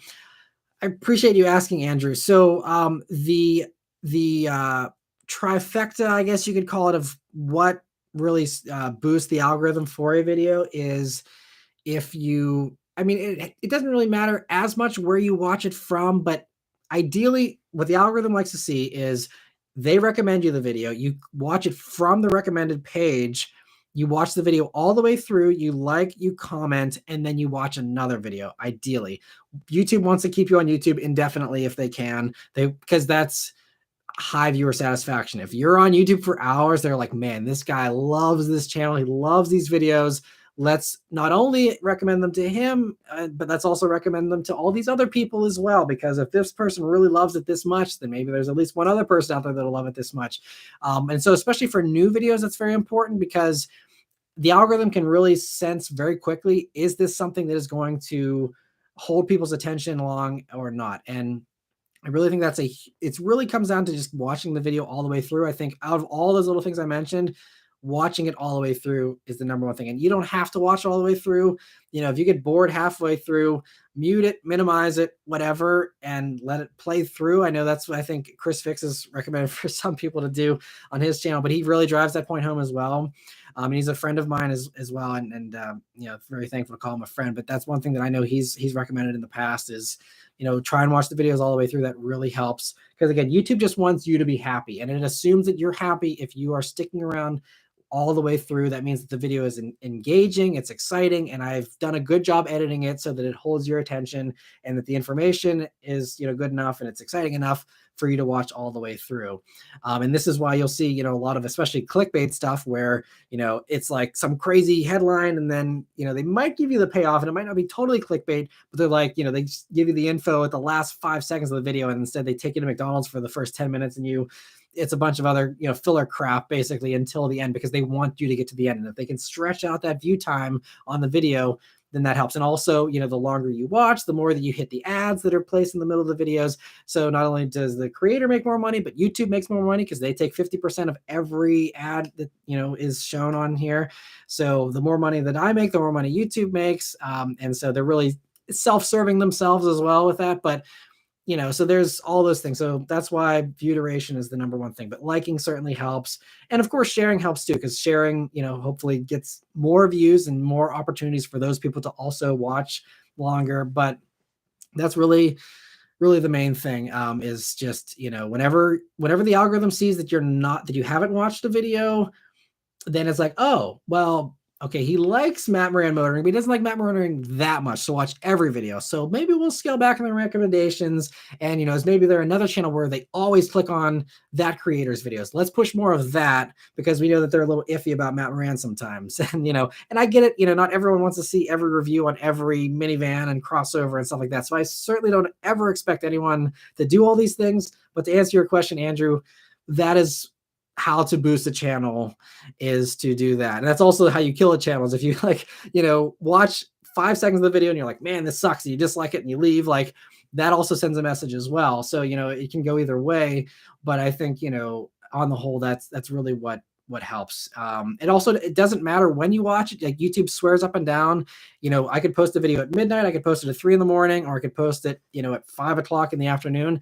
It doesn't matter when the video is posted. It doesn't matter when you watch it. So you don't have to have notifications on. You don't have to watch it immediately. Obviously that will help the algorithm, but it's all about just whenever they show you that, whenever they give you the opportunity to watch it. If you don't jump on that opportunity, then they're like, oh wait, they're not that crazy about this person's videos.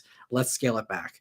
And that's kind of, it gets to a point where like I have 440,000 subscribers, but so many of those people maybe watched one STI video 10 years ago and they just never bothered to unsubscribe for whatever reason. And so, those people are totally dormant. And I have probably hundreds of thousands of subscribers that haven't even seen my video recommended to them or even in the sub feed. They swear that they show it in the sub feed. I don't buy that because I know there's subscribers that have told me they don't have my stuff in their sub feed, but they'll just completely make it look like I just dropped off the map and just died 5 years ago if, they don't, ever go to remember, hey, I should check out his channel again. They'll just completely eliminate the channel from your recommendation. So you gotta kind of keep giving it signals that you are still interested and you still want to see that stuff. But I know, again, everyone has limited time and stuff. So I'm not giving any kind of, I'm not asking anyone to do anything for sure, but that's the answer to your question. Sorry, it's so long-winded. It's a very fascinating thing. And it's also something that it's just interesting because YouTube it sounds like they also don't totally understand their own algorithm. Like they built it, but it's kind of taken on this life of its own. But that's the best knowledge so far. So anyway, sorry for the long-winded response. I know there's a million other questions here from members that I have to get to, but just thought that was one to highlight on for sure, because I could certainly use the help with the views. It's not great right now. But anyway, other questions here. Rafi says, one takes are good ideas, hopefully a little less time editing. Absolutely. If I can just hit upload, that's great. So I'm hoping to do more of that. Dorian says, does a WRX or GR Corolla, are they a bad idea for driving in the snow? I drove a BRZ, Mini 06 Cooper S, and ND2 MX5 RF as a winter car. As a second car, I'm thinking about an all-wheel drive car for snow weekends. So I'd say as far as, which one's best in the snow, I obviously haven't tried out the GR Corolla in the snow yet, so I don't know.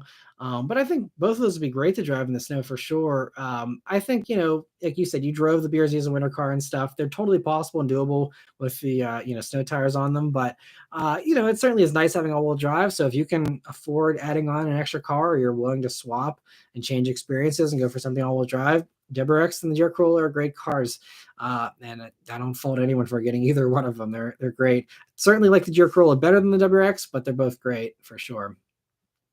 And Dory says, wondering about ground clearance negating the better 4x4 or better four-wheel drive. There certainly is going to be a limit with any all-wheel drive car, as far as ground clearance that will stop you at some point if you're just beaching yourself, but I think the WRX is a pretty good amount of ground clearance that it should be, a little bit better than GR Corolla probably as far as snow driving goes. I don't remember the GR Corolla's ground clearance off the top of my head, but I'm pretty sure it's less than the WRX. So WRX is probably the best of those two choices. Dom says he likes the number ideas, maybe the bullet green background with a silver number. I can do that. That sounds like a great idea. Thanks for the suggestion, Dom. Goth, thank you so much for the super chat. Sorry I took forever to get to it here. But he says, I'd rather have a polished full video. One takes never give enough time. You need to live with a car at least for 7 days to make an opinion. Gotcha. Yeah. So the one takes, I think, would mostly just be for any kind of behind the scenes thing, for the members and stuff. We're doing that as a one take. For regular car reviews, I certainly want to still edit them because I think one takes waste too much of the viewer's time somewhat in some cases. There's some people that do really good one takes, like Matt Farah's one takes are fantastic, but he's so good at talking and driving fast at the same time that I think there's some people who do them very well, but I think personally I certainly like editing stuff to make it as concise and info packed as possible without wasting a minimum amount of your time that I can, so that's always my goal for sure. And I like doing the polished videos as well. And thank you so much again for the super chat, Goth. I really appreciate it. And other questions here. Carla says, Matt, can you go over briefly how the whole press vehicle process works? Like, do you need to physically be at the house when the press vehicle arrives, or is it taken away? Yeah, that's an interesting question. Thanks for asking that, Carla. So press cars, as far as So I'll just start from the beginning. I mentioned how I got press cars in my how I got started doing YouTube video that I posted a few months back. But as far as okay, so the press vehicle, there's different managers. So there's three main fleet companies that I work with here, and depending on where you're located, there will be different fleet companies and different amounts of fleet companies. But there's three main ones I work with. One of them basically just does the GM vehicles for me. The other one does like a few other companies, and there's Drive Shop, which is the biggest one. They do most of the stuff that I get, and so it's basically just emailing those three fleet managers and trying to figure out what's in the fleet or what is coming in the fleet. And I also just send them my wish list of like, hey, here's all the cars that your brand has, here's the stuff that I would like to review, and then they go about giving me a schedule. And because especially me being in Pittsburgh, all of my press fleet vehicles come from either New York or from Washington, D.C. So it's at least a 4 to 5 hour drive to get a car to me. They drop them off in my driveway with a full tank of gas, and they're all cleaned up, and they take them away at the end of the week. I don't have to fill them back up with gas. I don't have to clean them up. They just take them away and they refill them and clean them up for the next person.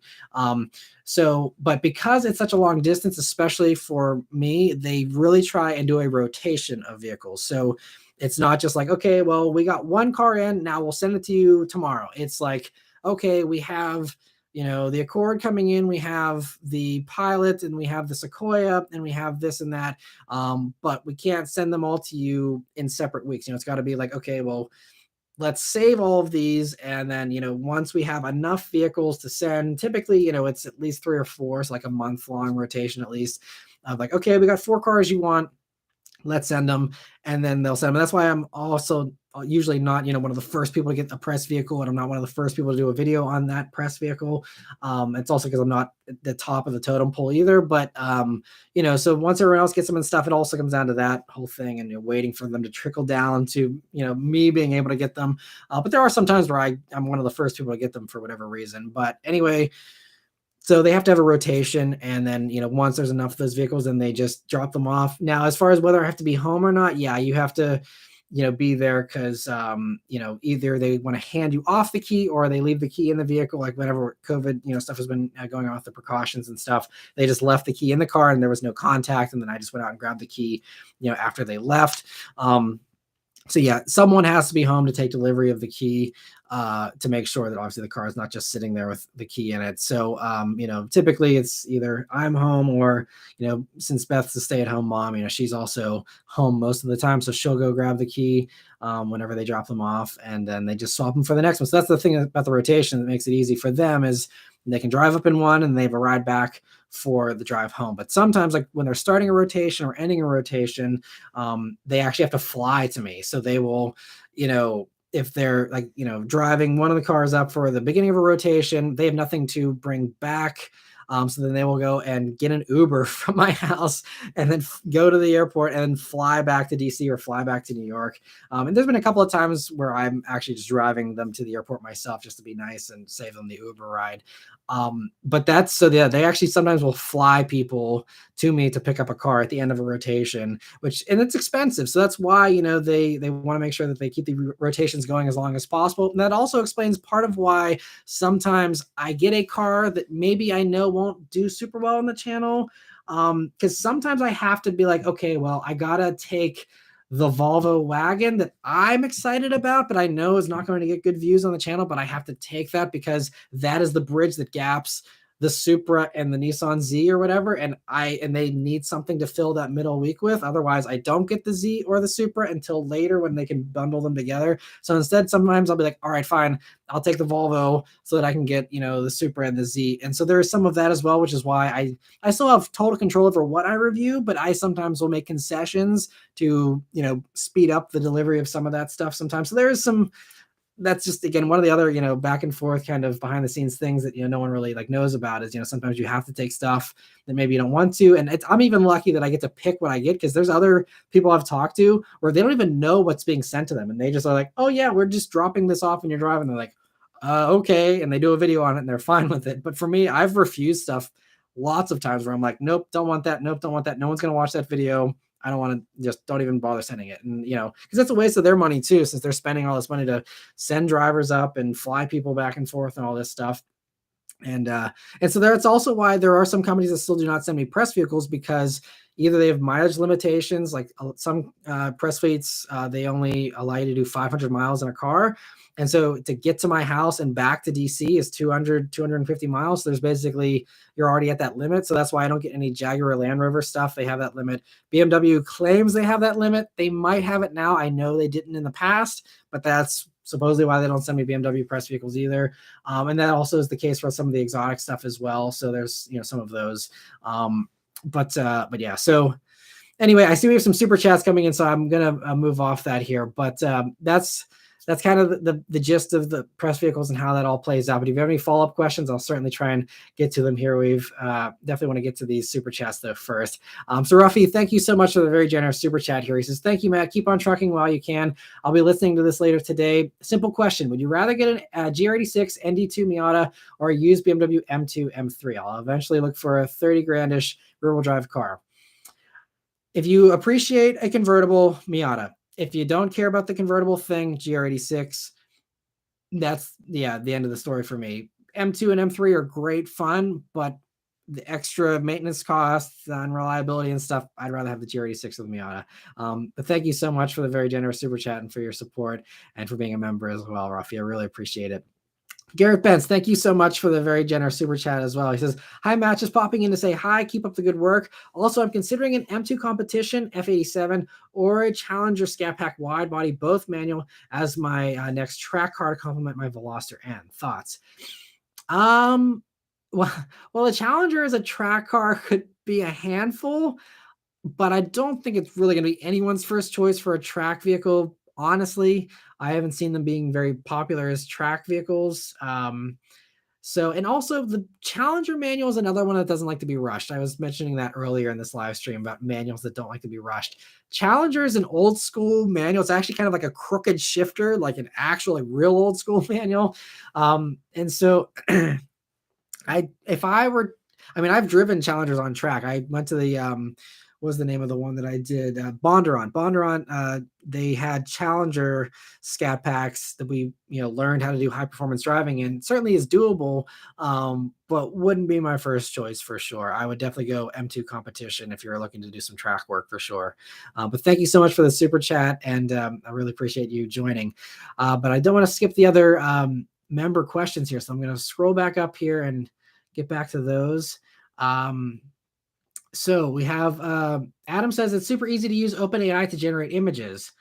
Interesting. I did sign up for ChatGPT a couple weeks ago, back whenever that was taking the world by storm, and still is. But I didn't know they could generate images. I just saw like the chat like conversation stuff. I'm very illiterate when it comes to all the AI stuff. So I'll definitely have to look into that, because that would be very helpful for generating images for sure. And Dorian says the lithium Mustang looked awesome. Yeah, it's such a shame they never built that. Vatsy, thank you so much for joining. He said, watch Camisa's drag race with the GV60, Mach E GT, and 2 other EVs. It's surprising how much quicker the Genesis is, considering weight and power is similar. Yeah, the GV60, I mean, that was one of my craziest reactions last year, because it really blew my mind as well, and blew me away with just how fast the GV60 was. And I'm very excited. I will be having a Kia EV6 GT next month for a week, and I'm excited to try that, because that's going to be even faster and should be a ton of fun. So I'm very excited for that one. And Jay says, I saw the auction for the FK8's LEs sell for over $100,000, and supposedly he didn't have the means to pay for it. Well, typical bidder situation. I've sold on eBay for a long time, just random stuff, and there's some of that for sure. People just bid, and then they're like, oh, actually, never mind, I'm not actually going to buy this. It's so annoying. Jeremy says S2000 shells. Oh, S2000, but shells are expensive for best chassis to K-swap that Logan was asking. So I appreciate the back and forth there. It's always cool to see you guys, talking in here as well. And Dorian says hydrogen MX-5 with carbon fiber frame, like a BMW i3's frame, would satisfy people like me who own MX-5 ND2s. That could be cool, as long as, carbon fiber frame, you're talking big money for something like that. That's the tough thing. trying to keep the cost down with all this extra tech, and keeping the weight down with, high tech stuff is going to be tough too. So that's the thing with the Miata. Hopefully they can keep it as old school as possible to keep it cheap, and keep everyone happy with that too. And Jay's mentioning about the FK8 we were talking about a while back. It has retuned suspension, a little less weight, no rear wiper assembly, and 19-inch forged wheels for the LEs. Nice. Yeah, I remember the wheels now. So that, yeah, I didn't realize they got rid of the rear wiper though. I definitely don't think I'd want to live without a rear wiper. It's one of my big deal breakers with the EV6 and the Ioniq 5 compared to the Mach E and stuff is no rear wiper. If you live in a place where you get rain, or even honestly, if you get dust in the Midwest or something like that, like you gotta have a rear wiper if you're gonna have a hatch, in my opinion. Just not fun otherwise. Ace of Spades says Michael Muzio has a cool family drive concept where he shows his wife driving and daughter in the back seat. He gets her take on the driving too. It's a fun way to watch and get a bunch of different perspectives. Yeah, he does such a good job. Micah is one of the nicest people in the industry. He is so nice. Most of the people in the industry are super nice, but Micah is so friendly, and it's so fun getting to talk with him on some of these events every once in a while. And he does a great job, with those family reviews for sure. Personally, with Beth and I, we aren't showing our daughter online and putting her out there really, at least on her face. We're doing limited posts every once in a while, very rarely of like the back of her and stuff. But so I don't know about including her. Maybe someday, we'll see. But as far as Beth, it's so funny because I'll sometimes try and get more impressions out of Beth. I'll be like, so what do you think about this? And she's like, it's fine. Like she doesn't really have any extra insight, and she doesn't really pick it apart, the way that I do with these things. I mean, I'm a reviewer. I've been doing this forever, and so paying attention to those things is just kind of second nature to me, and it's not to her. But so it's like trying, even with the interior reviews, I'm trying to be like, hey, like there's comments people are like, oh, like she never talks, like why doesn't she say more? And that's not by design. It's just like, she sometimes just doesn't have very much to say about things. It also is tough because she's not usually driving these vehicles a ton, and especially now with our daughter in the back, she usually sits in the back seat with our daughter, so she's not even really interacting with the cockpit and the dash and stuff very much. So it's a little harder for her to have a huge impression and thoughts on things. But we're definitely hoping to do more. But yeah, Micah does a great job with these those family videos for sure. Other questions here. So Andrew says, interesting insight, long time habit of going straight to my subscription section for new content. We'll start leveraging main page recommendations instead. Yeah. And, I don't know how much the sub thing actually affects it. I think it really comes down to what you're doing whenever you're on the actual video page. But yeah, recommendations is, kind of stroking the algorithm's ego in a way for sure. Carla says, so I've watched you and Sophian's videos on the GR86 far too many times since it's the same color as mine. That's awesome. Yeah, I'm excited for you to get that. And I'm curious to hear your thoughts. You'll definitely, you have to follow up in a future live stream about what you think about the GR86 after you've had it for a little bit.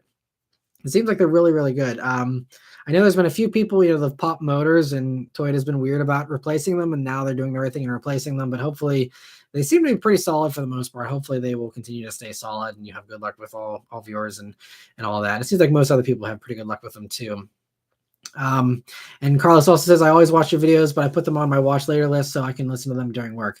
Yeah, I have a huge watch later playlist as well. I don't even know. I think it's over 400 videos now on my watch later playlist because, again, I have no free time, so it's, I have all these videos. I'm like, oh, that looks so good. I want to watch that.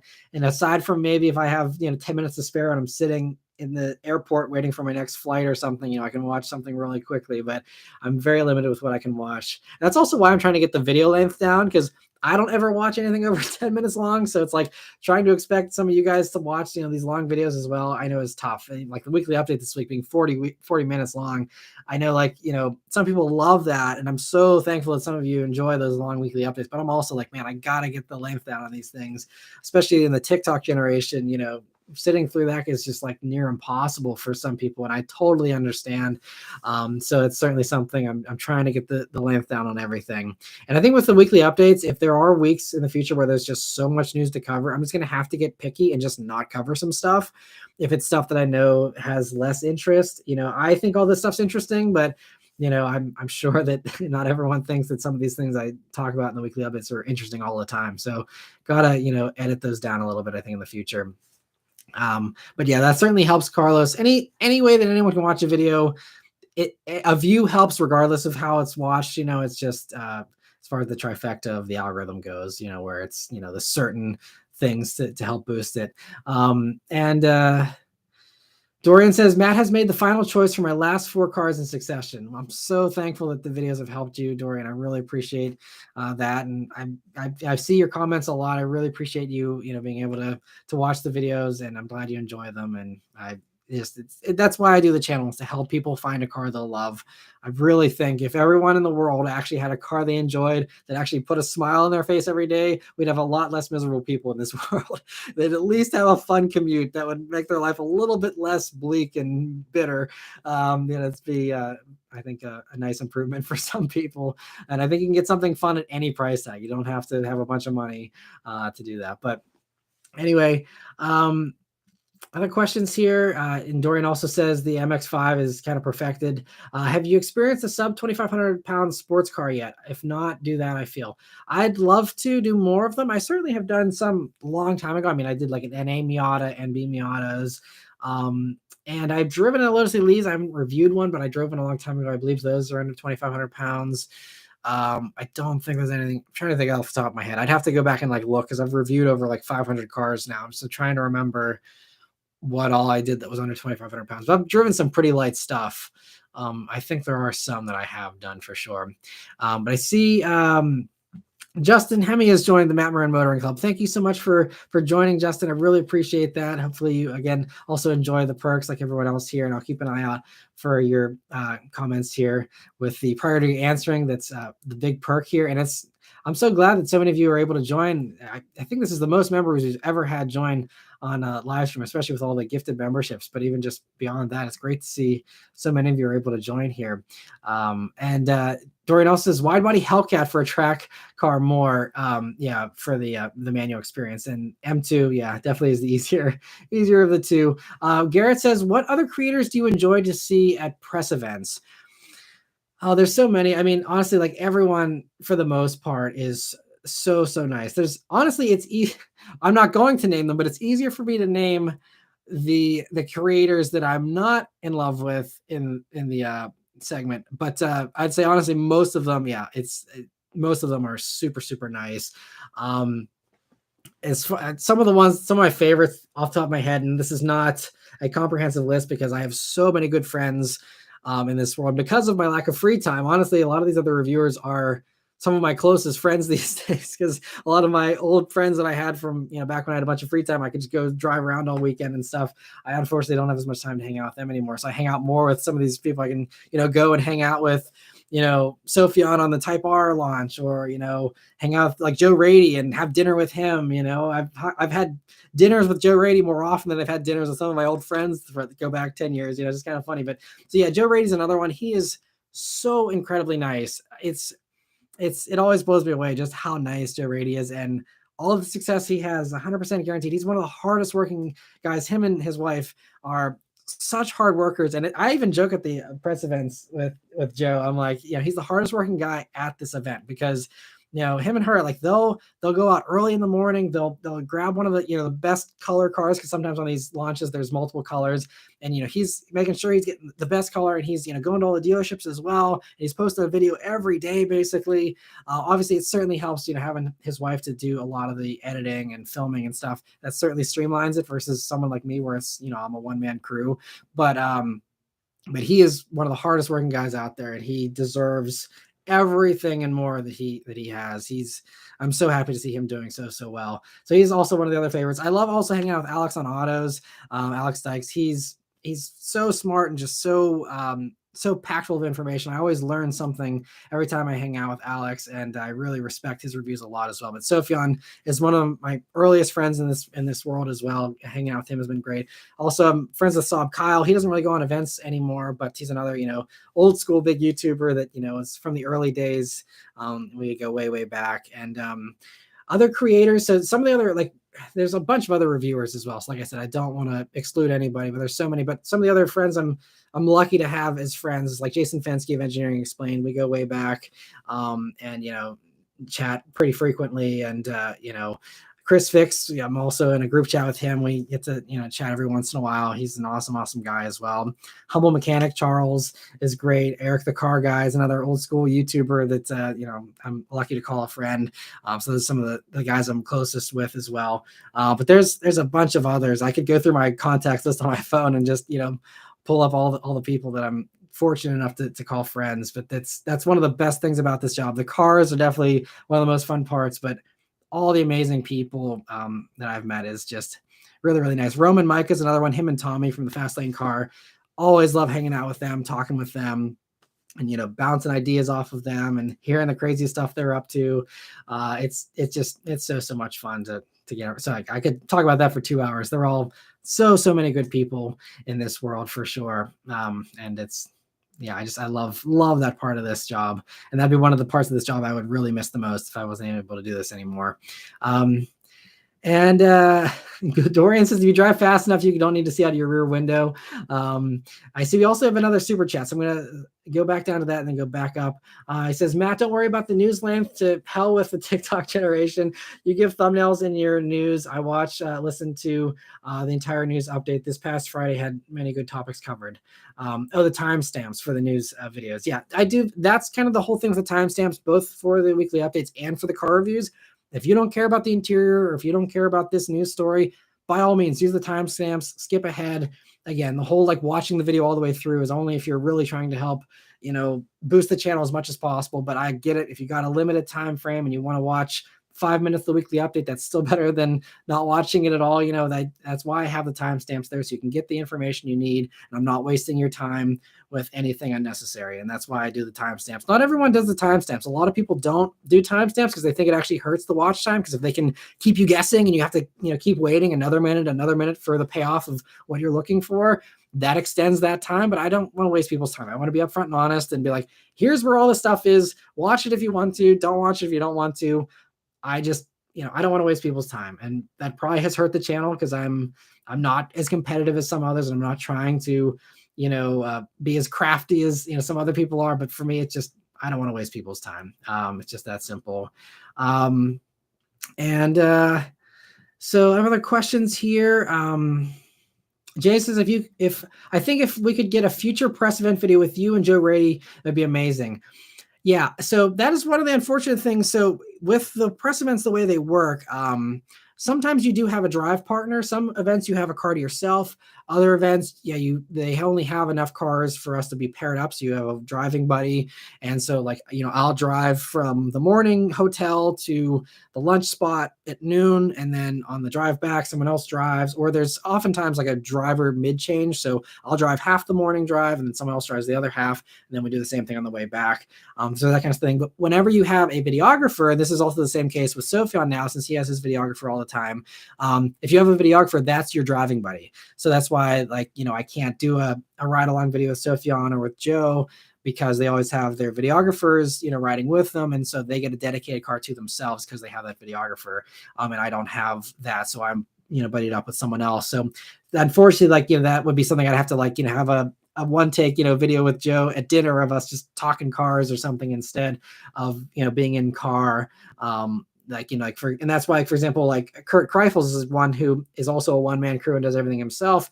And so, on the Prius video we did at the end of last year, me and him were buddied up and he was able to be in my Prius video. And that was a really cool new thing to be like, hey, I'll do the, buddy driving thing like you see with some of these other channels of having two perspectives.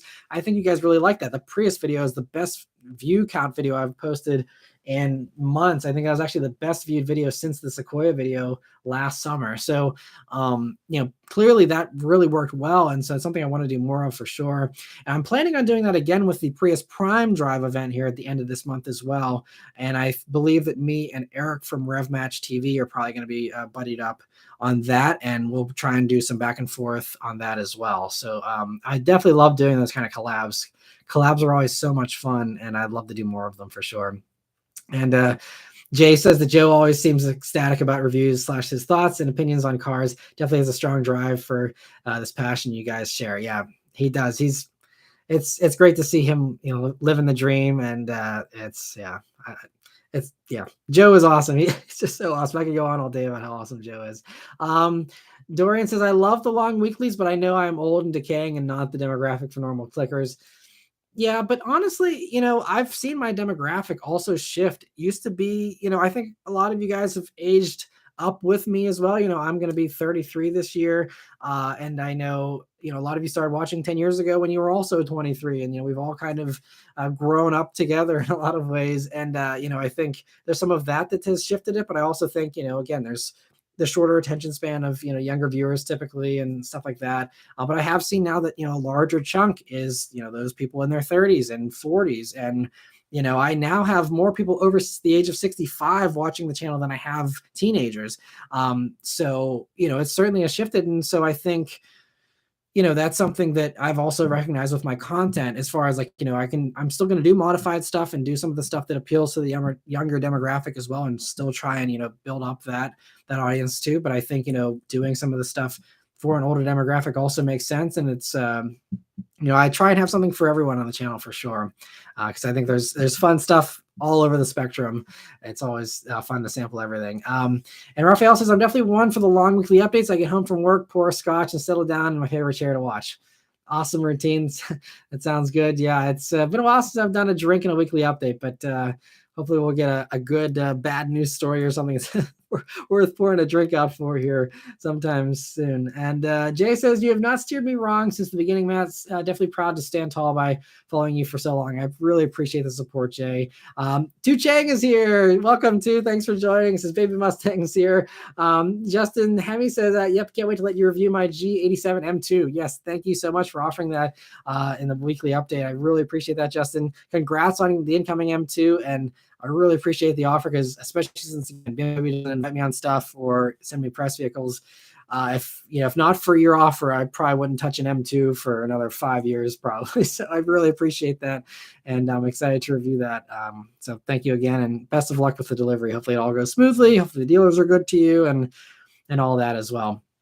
And Carlos also says, before putting my deposit down on the 86, I was able to test drive a used manual premium. And I loved it for the quick 15-minute drive I had with it. After the drive, I got even more excited to spend or for his. So yeah, they're fun cars. I'm glad you got to test drive one, and I'm excited to see what you think about it.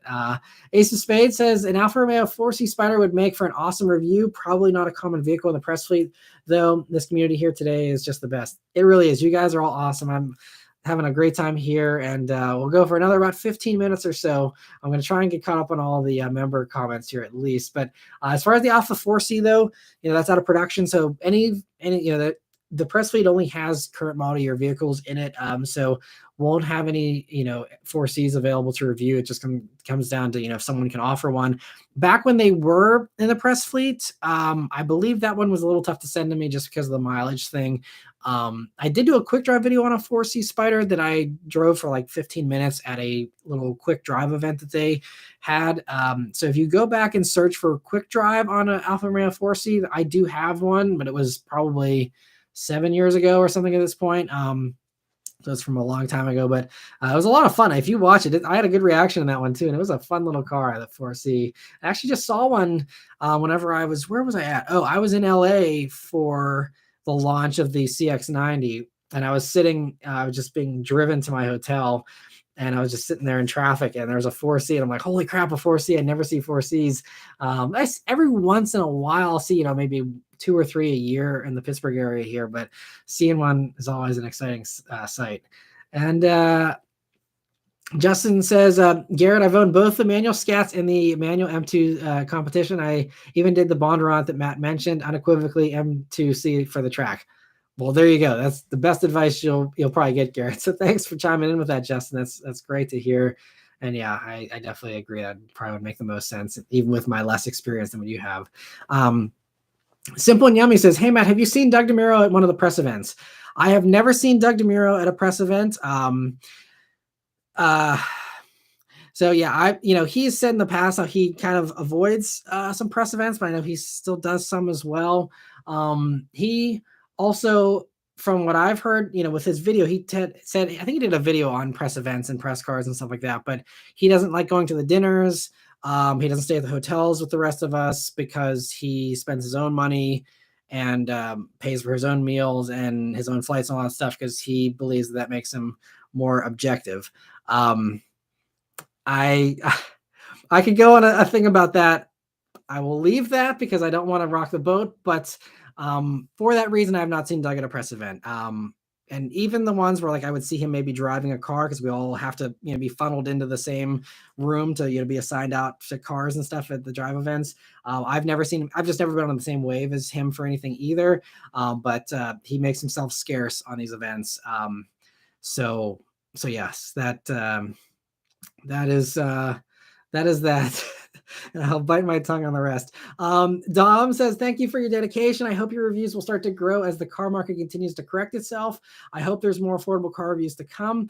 Yeah, well, I love doing this, and it's, I appreciate your dedication to watching the videos, Dom, and your support. I always just appreciate it, and all the comments.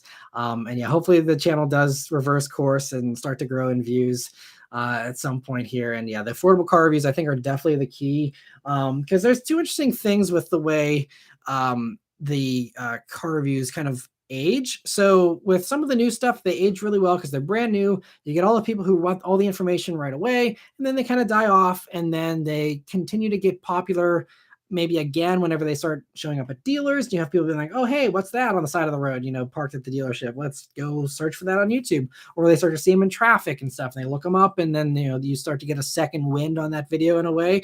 And then they also continue to live on as used vehicle reviews, and so I'll be like, hey, look at this brand new 2018 blah blah blah, and there's someone's watching this here in 2023, and they're like, oh sweet, here's a video on it, and there's people shopping for them now that are looking back at those old videos as well. So there's some of that stuff. But what I've noticed is that some of the used stuff that I've filmed, some of them do better than others, where there's some where like sometimes I'll do a video on a new car and it will have that kind of a lifespan, but it'll be very short or minor, or it'll just bomb altogether. Like, like I was talking about earlier, the Audi RS e-tron GT that got like, the 7,000 views or whatever from like the first few people who were interested in watching it. And then it just completely died, and it got buried in the search results because every other Audi e-tron GT video has higher views, so therefore it's ranked higher, and mine just gets buried into oblivion. So there's some of that stuff, but there are some other ones where, especially if it's a niche of something that no one else has done, this is why I went back to Harrison Auto Sales this year and did the 2016 Chrysler 300 and did, the Infiniti Q50. These are videos that I could see that there was a lot of interest in those kinds of vehicles still, but none of my colleagues are doing used stuff really for the most part. And that was the one thing I'm like, okay, well, I'm going to lean into that. And I'm still going to do more of that this year. It's just, I also think that doing the new stuff is important as well.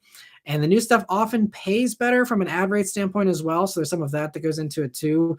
But that's, trying to balance those two. But I certainly want to get more into that used stuff because those I've noticed have a better lifespan where, there's always going to be people that are actively searching for those. And so if I can be the top search result for a 2016 Chrysler 300 video, even if there aren't that many people searching, if I'm still the top search result for that, that helps the video to have a better second wind and a better lifespan after the fact than, some of the new stuff where, all of us post at the embargo and, you got me and my 10 buddies that all filmed the same thing in the same color in the same location for the same day. We were all kind of duking it out for the top spots in the search results there based on, how many views it gets.